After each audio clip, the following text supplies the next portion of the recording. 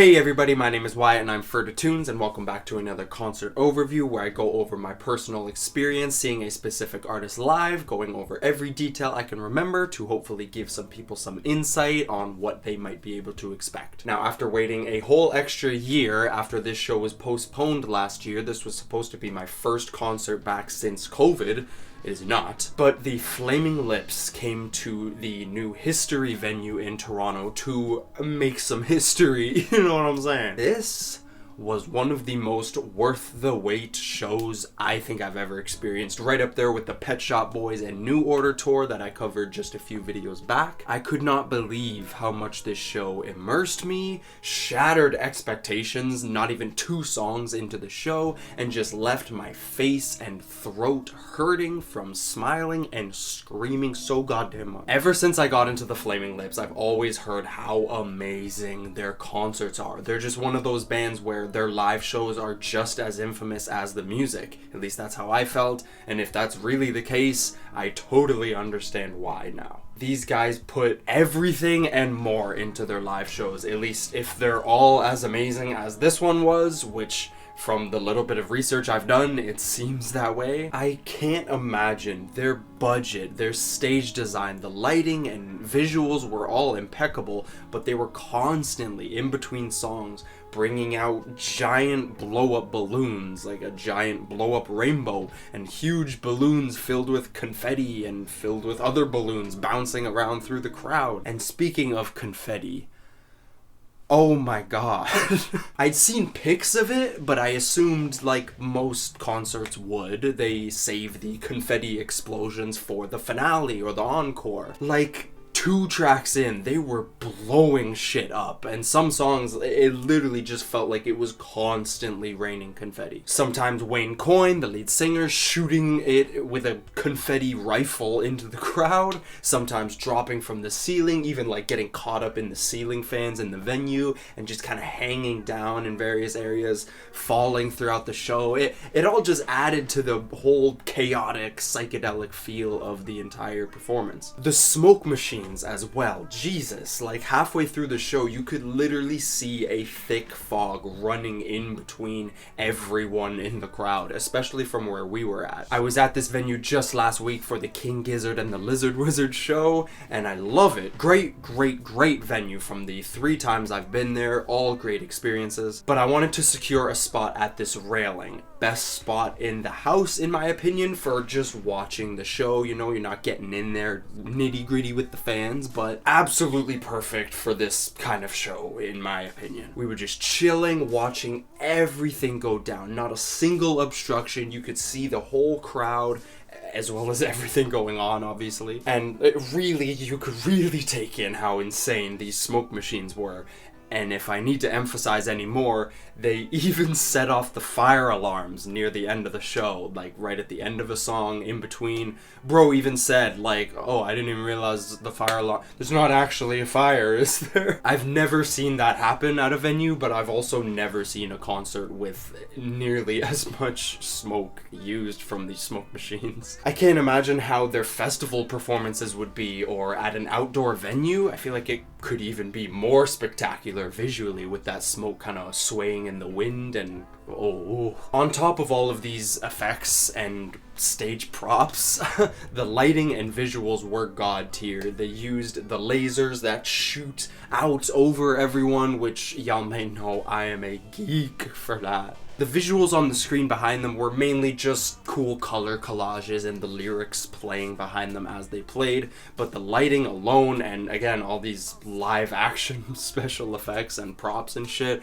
made the whole aura of the stage just pop so brightly. Getting into the set list now, I can't lie, there was quite a few songs that I hadn't heard before, but they immediately hit. Really though, every single song they performed was done to the fullest, to the point where I don't know where to start. I'm just gonna go over my personal highlights, show some videos. I'm gonna upload some of the full videos I have of full songs, so check the description for that if you're interested. And wow, let's get into it. Starting off with Do You Realize? I don't think I have to say much because this sweet song speaks for itself, but they did that blissful sunshine pop feel that this song brings, the symphonics, just absolute justice. And with the big rainbow, just, man.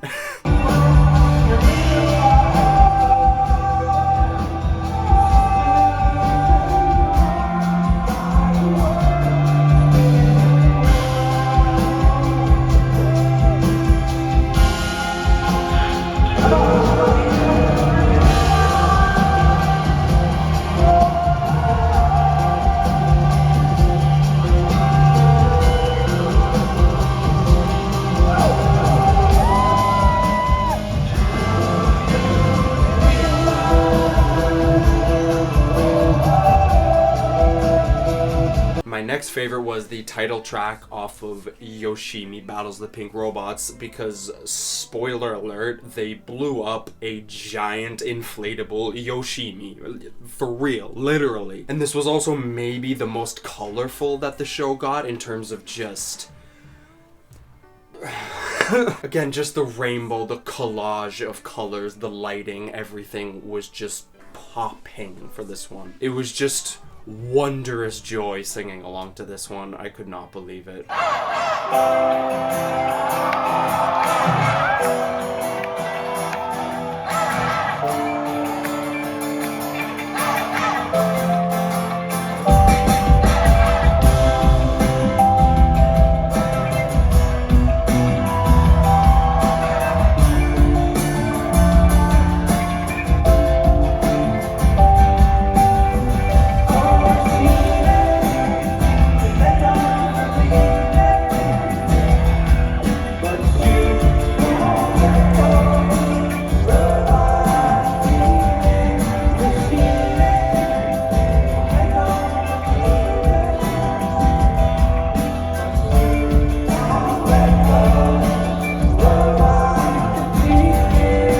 One, I have to mention, I wasn't sure if they were gonna play it. I didn't have the highest hopes, but I really wanted them to, and they did. They started talking about Quaaludes, and I was like, alright, I know where this is going. At the movies on Quaaludes, this song just grows on me every single time I listen to it. It's become a favorite. It's one of my girlfriend's favorite songs from them, and this was just another one of many perfect moments. Like...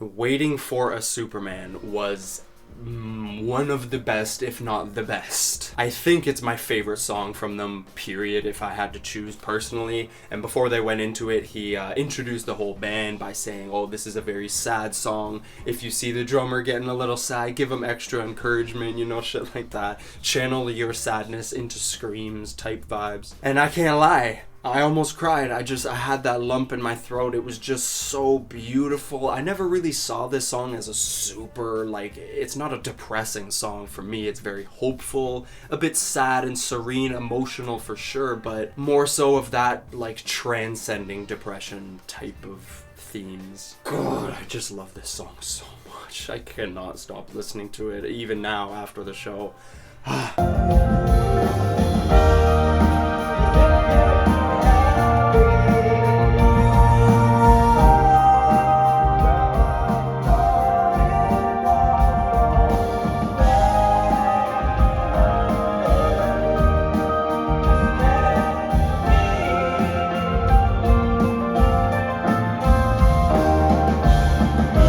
Will You Return When You Come Down was as amazing as the song is. Again, just love this one so much, and it was all executed perfectly. I wasn't tripping, I was just high off the green, but god damn if I didn't feel like I took a full tab during some of these songs, and this one was the one.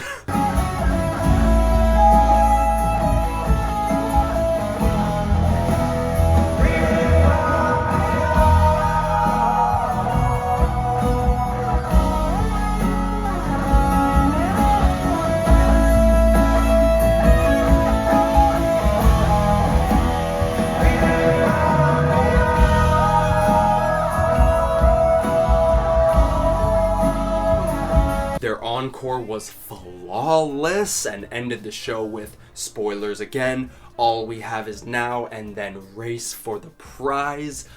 Oh my god. Like, you really couldn't ask for more.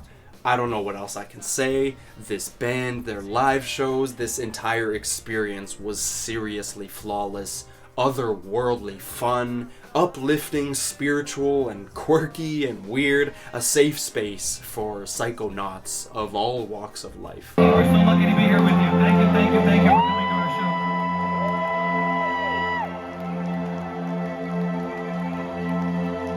Here we go.